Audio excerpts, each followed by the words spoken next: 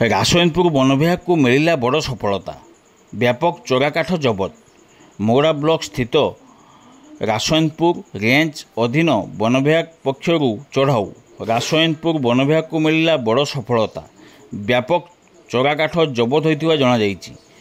ସୂଚନାଯୋଗ୍ୟ ଯେ ରାସୋଇନପୁର ରେଞ୍ଜର ଘନଶ୍ୟାମ ସିଂଙ୍କ ଅସ୍ଥାୟୀ ଗୁଇନ୍ଦାର ଖବର ଅନୁଯାୟୀ ଆଜି ରାସୋଇନପୁର ବ୍ଲକର ବଧିମୁହଁ ଗ୍ରାମରେ ଚଢ଼ଉ କରି 40 ସେଫ୍ଟି ଚୋରା ଶାଗୁଆନ ଓ ଶାଳକାଠ ଚକ୍ରଧର ସାହୁଙ୍କ ଘରୁ ଜବତ କରି ମୌରାସ୍ଥିତ ବନବିଭାଗ କାର୍ଯ୍ୟାଳୟକୁ ଅଣାଯାଇଥିବା ସୂଚନା ଦେଇଛନ୍ତି ରେଞ୍ଜର ଘନଶ୍ୟାମ ସିଂ। ପରବର୍ତ୍ତୀ ସମୟରେ ଅଭିଯୁକ୍ତଙ୍କୁ ଗିରଫ କରାଯିବ ବୋଲି ସୂଚନାରୁ ଜଣାଯାଇଛି। ତେବେ ରେଞ୍ଜର ଘନଶ୍ୟାମ ସିଂଙ୍କ ତତ୍ତ୍ୱାବଧାନ ଯୋଗୁଁ ଏତେ ବଡ଼ ସଫଳତା ମିଳିଛି ବୋଲି ସବୁଠି ଆଲୋଚନା ହେଉଥିବା ଜଣାଯାଇଛି।